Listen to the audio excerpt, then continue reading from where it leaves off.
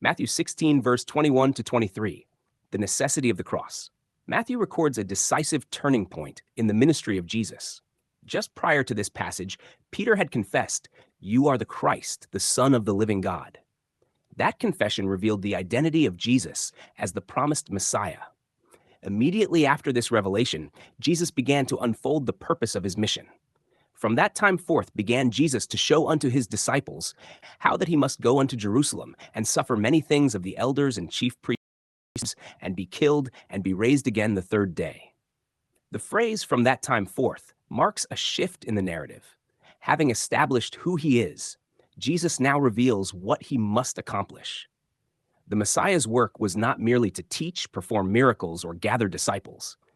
His mission was centered on suffering, death, and resurrection. Jerusalem stood at the center of Israel's religious life. It was the place of the temple, the priesthood, and the leadership of the nation. Yet it was also the place where the prophets had been rejected and killed. Jesus declares that in that same city he would suffer many things at the hands of the elders, chief priests, and scribes, the very authorities entrusted with guiding Israel. The statement that he must go to Jerusalem reveals divine necessity. His death was not an accident of history, nor a tragic end to a noble life. It was the predetermined fulfillment of God's redemptive purpose.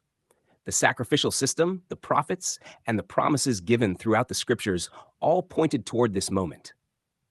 Yet Jesus does not end his declaration with suffering and death.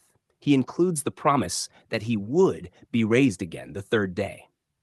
His resurrection would stand as the vindication of his identity and the completion of the work he came to perform. Peter's objection. Matthew then records the reaction of Peter. Then Peter took him and began to rebuke him, saying, "Be it far from thee, Lord, this shall not be unto thee." The same disciple who had just confessed Jesus as the Christ now attempts to correct him. Peter's expectation of the Messiah was shaped by common hopes of the time, a triumphant deliverer who would restore Israel's glory and defeat her enemies. A suffering Messiah did not fit that expectation. Peter's words, "Be it far from thee," express a strong rejection of the idea. In effect, he insists that such suffering must never happen to the Lord. Though spoken with loyalty and affection, his response reveals a misunderstanding of the Messiah's mission. The kingdom Jesus was bringing could not be established apart from the cross. The forgiveness of sins, the end of the old covenant order, and the establishment of a new and living way would all flow from his sacrificial death. The strong rebuke. Jesus responds immediately and sharply. But he turned and said unto Peter, "Get thee behind me, Satan. Thou art an offense unto me, for thou savorest not the things that be of God, but those that be of men." The language is striking. Jesus identifies the source behind Peter's objection as the same adversarial voice that had attempted to divert him earlier in the wilderness. The temptation then was to obtain glory without suffering. Peter's words echo the same idea. To call Peter Satan is not to say Peter had become the devil, but that his words were functioning as opposition to the divine purpose.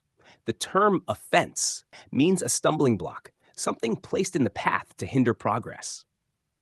Peter's attempt to prevent the cross was a hindrance to the very mission Jesus came to fulfill.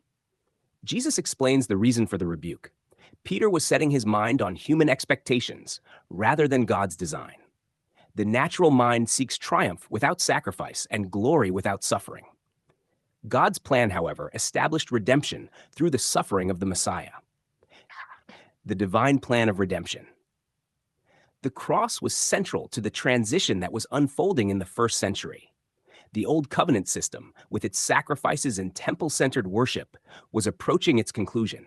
The death and resurrection of Jesus would accomplish what that system foreshadowed but could never complete. Through his death, the Messiah would bear sin once for all.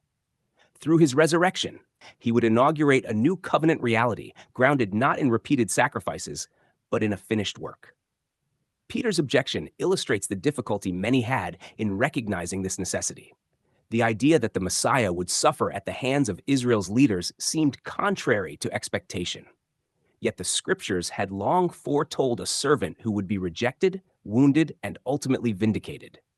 Jesus therefore insists that nothing must divert him from this path. The cross was not a defeat, but the very means by which God's purpose would be accomplished. The contrast of perspectives. The final statement of Jesus highlights the deeper issue. You are not setting your mind on the things of God, but on the things of men. Human perspective often evaluates events through the lens of power, victory, and visible success. God's perspective reveals a redemptive plan unfolding through sacrifice, suffering, and ultimate triumph through resurrection. In this brief exchange, Matthew reveals the central truth of the Messiah's mission. The path to glory would pass through the cross, and the cross itself would accomplish the decisive work that fulfilled God's promises and brought the long-awaited redemption to completion.